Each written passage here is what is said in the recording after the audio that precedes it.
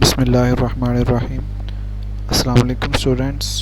Today we will discuss about electron microscope. Last time जो है वो हमने लाइट माइक्रोस्कोप को डिस्कस किया था. आज इलेक्ट्रॉन माइक्रोस्कोप को डिस्कस करेंगे. जैसा कि वर्ड से ज़ाहिर है, इलेक्ट्रॉन एंड माइक्रोस्कोप यानी कि इसमें जो है वो इलेक्ट्रॉन की हम बीम को इस्तेमाल करते हैं, और माइक्रो का मतलब क्या होता है स्मॉल, और स्कोप का मतलब क्या होता है उस यानी कि उसका जो यूज़ है. तो इलेक्ट्रॉन माइक्रोस्कोप यानी कि एक ऐसा इंस्ट्रूमेंट है जिसमें इलेक्ट्रॉन की बीम को यूज़ करके आप जो है वो छोटे जानदारों को देखते हैं. It is the most advance form of microscope. ये क्या, ये एक एडवांस फॉर्म है किसकी, माइक्रोस्कोप की. इन EM, अब सम टाइम जो है वो MCQs में वो EM लिख देते हैं और बच्चे कंफ्यूज हो जाते हैं, ये EM क्या है, ये तो कहीं पे पढ़ा ही नहीं है. तो EM stand for electron microscope. EM object and lens are placed in a vacuum chamber and a beam of electron is passed through object. Electron pass through or are reflected from object and make image. Electromagnetic lens enlarge and focus the image onto a screen or photographic film. अच्छा, इसमें ना इसका process बता रहा है कि वो काम किस तरह करता है. वो कहता है कि इसमें क्या होता है, object and lens are placed in a vacuum chamber. आपके पास क्या होता है, एक वैक्यूम चैम्बर होता है. फॉर एग्जांपल ये एक ट्यूब है, ठीक है, और इस ट्यूब के अंदर से अगर मैं इस सारी एयर जो है वो बाहर निकाल दूँ, ठीक है, सारी हवा क्या करूँ इसमें से बाहर निकाल दूँ, तो जब इसमें से हवा जो है वो सारी बाहर निकल आएगी तो अंदर जो है वो क्या पैदा हो जाएगा, वैक्यूम. ठीक है, अब वो कहता है कि आपने क्या यूज़ करना है, यहाँ पर वैक्यूम चैम्बर यूज़ करना है, और इस वैक्यूम चैम्बर के अंदर आप क्या रखेंगे, अपना ऑब्जेक्ट रखेंगे. फॉर एग्जांपल जिसको आप जो है वो देखना चाह रहे हैं, जिसकी स्टडी करना चाह रहे हैं. और यहाँ पर जो लेंस यूज़ होगा वो कौन सा लेंस होगा, इलेक्ट्रोमैग्नेटिक लेंस होगा. ये कोई आम लेंस नहीं है. कौन सा लेंस है, इलेक्ट्रोमैग्नेटिक लेंस है. इलेक्ट्रॉन पास थ्रू और reflected from object and make image. अब क्या होगा कि इलेक्ट्रॉन की बीम गुजारी जाएगी. वो इलेक्ट्रॉन की बीम जो है वो यहाँ तो इस ऑब्जेक्ट के अंदर से जो है वो पास होगी, यहाँ से टकरा कर गुजरेगी, और यहाँ पर देखने वाले की जो आँख होगी उसमें जो है वो उसका इमेज बन जाएगा. ठीक है, electromagnetic lens are enlarged and focus the image on a screen और फोटोग्राफिक फिल्म. सम टाइम जो है फोटोग्राफिक फिल्म यूज़ की जाती है, उसके ऊपर उसका क्या होगा, इमेज बनेगा. Electron microscope has much higher resolving power than light microscope. इसकी जो रिजॉल्विंग पावर होती है वो लाइट माइक्रोस्कोप से क्या होती है, ज़्यादा होती है. The most modern electron microscope can distinguish object as small as 0.2 nanometre. और 1 नैनोमीटर किसके बराबर होता है, 1 nanometre is equal to 1 divided by 10 lakh. ठीक है, 1 नैनोमीटर जो होता है वो 1 डिवाइडेड बाय 10 लाख मिलीमीटर के क्या होता है, बराबर होता है. It is 1000 fold improvement over light microscope. और ये क्या है, वो कहता है कि 1000 गुना जो होता है वो लाइट माइक्रोस्कोप से बड़ा इमेज आपको दिखा सकती है electron microscope. Electron microscope can magnify object about 250 आप कह सकते हैं 250,000 times. Under special conditions electron microscope can detect individual atoms.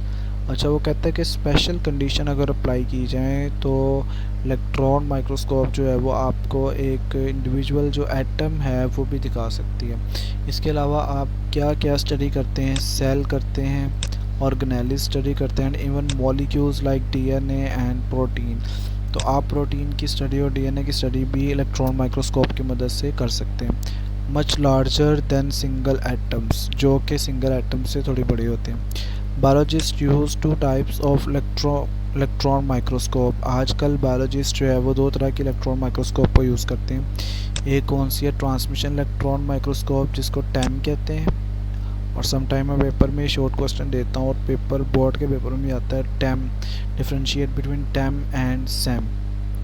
तो स्टूडेंट्स वहाँ पे कह रहे होते हैं ये टैम और सैम तो कभी पढ़ा ही नहीं है। Basically TEM mean transmission electron microscope और SEM mean scanning electron microscope.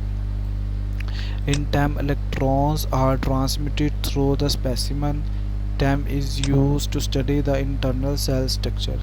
तो बेसिकली क्या होता है कि टैम में क्या होता है, जो इलेक्ट्रॉन की बीम होती है वो ट्रांसमिटेड होती है क्या स्पेसिमेन के अंदर से, जबकि इसको हम यूज़ करते हैं इंटरनल स्ट्रक्चर को स्टडी करने के लिए। ठीक है, तो दो डिफरेंस हो जाएंगे। एक तो आप बताएंगे TEM stand for transmission electron microscope, फिर आप लिखेंगे TEM is use to study the internal structure of cell, या किसी भी चीज़ का आप इंटरनल स्ट्रक्चर जो है वो जब डिस्कस करना चाह रहे हो। Electron microscope has revolutionized the study of cells and organelles, but it can not be use to study life process. तो ये जो इलेक्ट्रॉन माइक्रोस्कोप है ये लाइफ के प्रोसेस को जो है वो देखने के लिए यूज़ नहीं होती, बल्कि ये जो है वो आपको इंटरनल स्ट्रक्चर के बारे में बताती है। ये लाइफ को क्यों नहीं दिखा सकती, क्योंकि हमने ऊपर देखा है कि हमारा ऑब्जेक्ट जो है वो किस में पड़ा होता है, वैक्यूम में पड़ा होता है, और जहाँ पर वैक्यूम होगी वहाँ पर लाइफ एग्जिस्ट नहीं करेगी। तो ऑब्वियसली यहाँ पर अगर जो है वो एयर ही नहीं मौजूद, हवा ही नहीं मौजूद, ऑक्सीजन नहीं मौजूद, तो वहाँ पर लाइफ भी नहीं होगी। तो इसलिए इलेक्ट्रॉन माइक्रोस्कोप जो है वो आपको डेड या नॉन लिविंग तो नहीं आप कहेंगे, डेड जो ऑर्गेनेल्स होते हैं उनके जो पार्ट्स होते हैं वो आप उनको स्टडी कर सकते हैं। नेक्स्ट देखें, यहाँ पर जो है वो आपको दिखाया गया है कि ये आपके पास टैम है। ठीक है, ऊपर ये टैम है, ट्रांसमिशन इलेक्ट्रॉन माइक्रोस्कोप, और ये इसकी वो क्या है, ये वो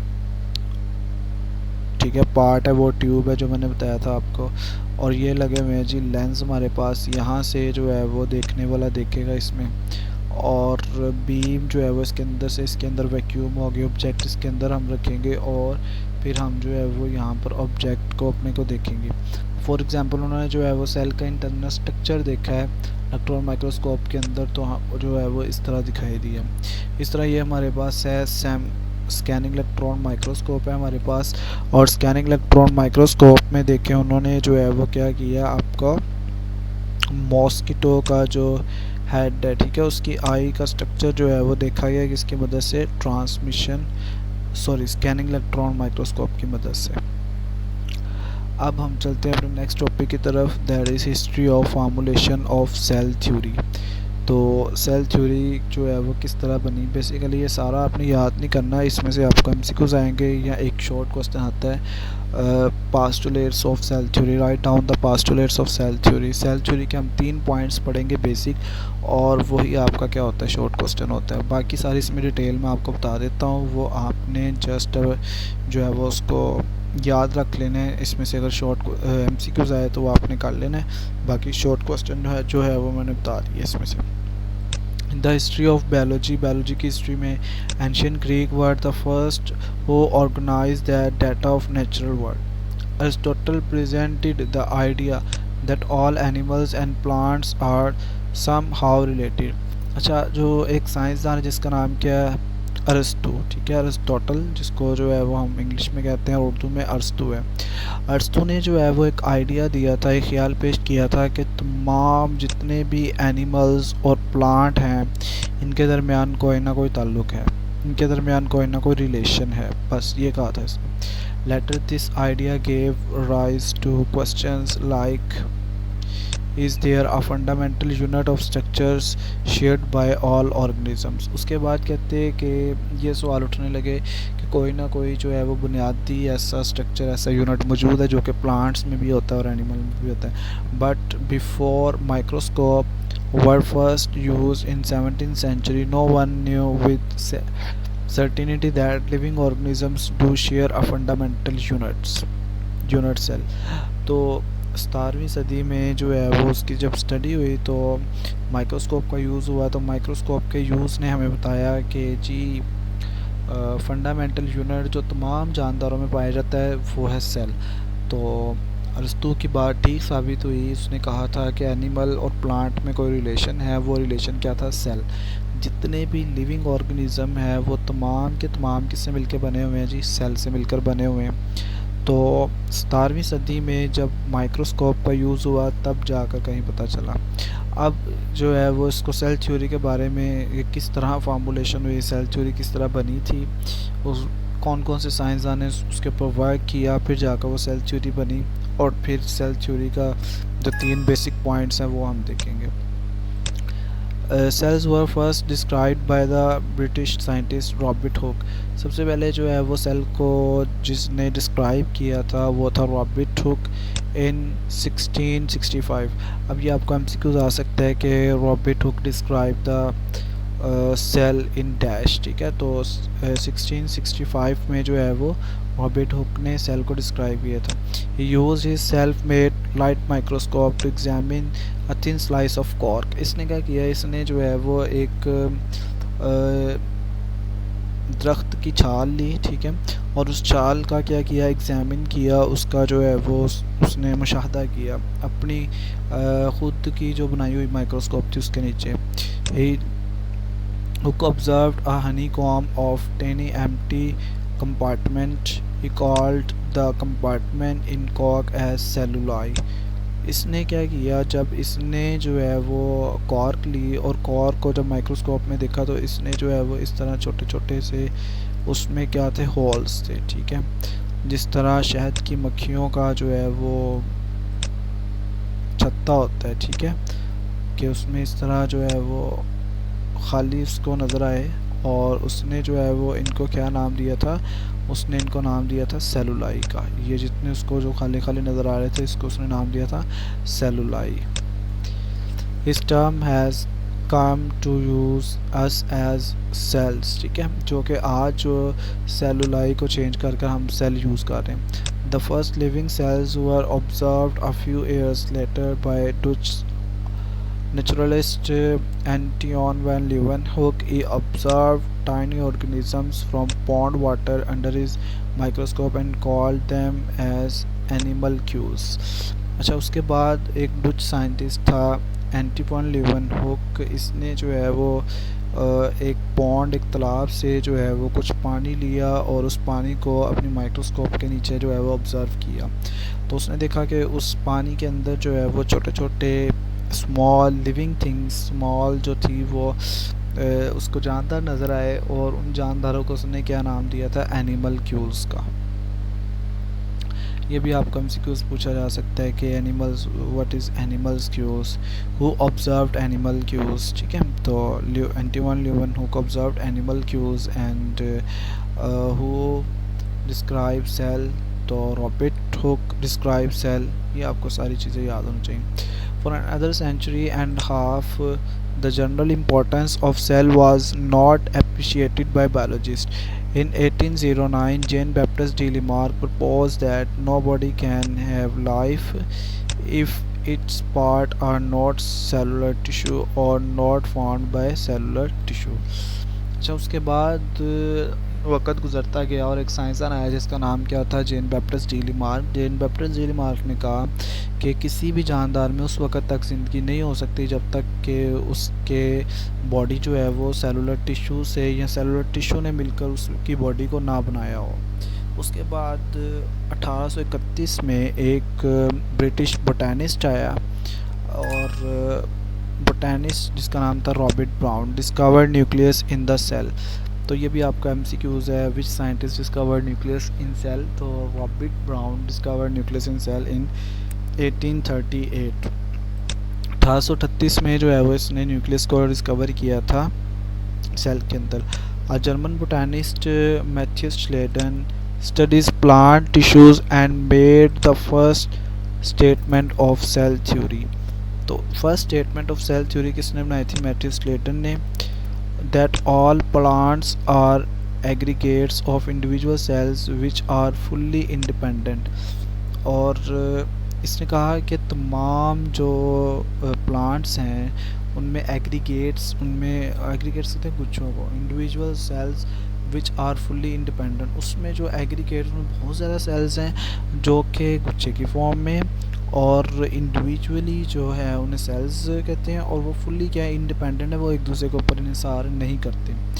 1 ईयर लेटर, एक साल के बाद, इन 1839 1839 में a German zoologist Theodor Schwann reported that all animals tissues are also composed of individual cells. और एक साल बाद 1839 में जो थियोडर श्वान था उसने जो है वो कहा कि तमाम एनिमल्स जो हैं वो भी सेल से मिलके बने हुए हैं। Thus Sladen and Schwann proposed cell theory in its initial form। तो स्लेडन और श्वान ने मिलकर जो है वो पहला पॉइंट जो है वो सेल थ्योरी का पेश किया था। इसके बाद 1855 रिडल विर्चू आया, एक साइंसदान German physician proposed an important extension of cell theory। He proposed that all living cells arise from pre-existing cells। तो रिडल विर्चू ने कहा कि जितने भी सेल्स हैं वो पहले से तमाम सेल से मिलकर बने हुए हैं और उसकी लैंग्वेज में ओमनिस सेलुला ही सेलुला कहते हैं। इन 1862 Lewis pasture provide experimental proof of this idea. तो 1862 में लुईस पास्चर ने कुछ एक्सपेरिमेंट किए और उन एक्सपेरिमेंट से साबित किया कि आइडिया जो है वो दुरुस्त है रिडल विर्चू का और थियोडर श्वान का। Cell theory is regarded as one of the most fundamental knowledge in biology. और सेल थ्योरी को बायोलॉजी में बुनियादी हैसियत हासिल है, ठीक है। हर एक बायोलॉजिस्ट को सेल थ्योरी जो है वो आनी चाहिए और बेसिक जो उसके मैं 3 पॉइंट्स आपको बताऊंगा वो एज अ बायोलॉजिस्ट हर स्टूडेंट को याद होने चाहिए। ये आपको बोर्ड में शॉर्ट क्वेश्चन आ सकता है। It has wide ranging effects in all fields of research after initial presentation of cell theory by Sladen and Schwann, many trails of cell were studied and cell theory was extended। ठीक है, इसमें कुछ नहीं है सच लिखा हुआ, main चीज़ है ये 3 पॉइंट्स 1 2 एंड 3। ये 3 पॉइंट्स आपने अच्छी तरह याद करने हैं और नेक्स्ट मैंने सुनने भी हैं। All organisms are composed of 1 or more sales. जितने भी जानदार हैं वो एक या एक से ज़्यादा सेल से मिलकर बने हुए हैं। Cells are the smallest living things, the basic unit of organization of all organisms। ठीक है, जितने भी जो लिविंग ऑर्गेनिजम्स हैं वो क्या है, सेल से मिलकर बने हुए हैं। और सेल क्या है, सेल बहुत ही छोटी क्या इकाई है लिविंग थिंग की। Cells arise only by division in previously existing cells. और जितने भी सेल नए बनते हैं वो पहले से मौजूद सेल से मिलकर बनते हैं। ये 3 पॉइंट्स हैं, इनको आपने अच्छी तरह याद कर लेना है। These are the basic scientist Sladen, Schwann and riddle विर्चू। और इन्होंने जो है वो सबसे पहले सेल थ्योरी को फॉर्मुलेट किया था। शुक्रिया स्टूडेंट्स, अल्लाह हाफिज़।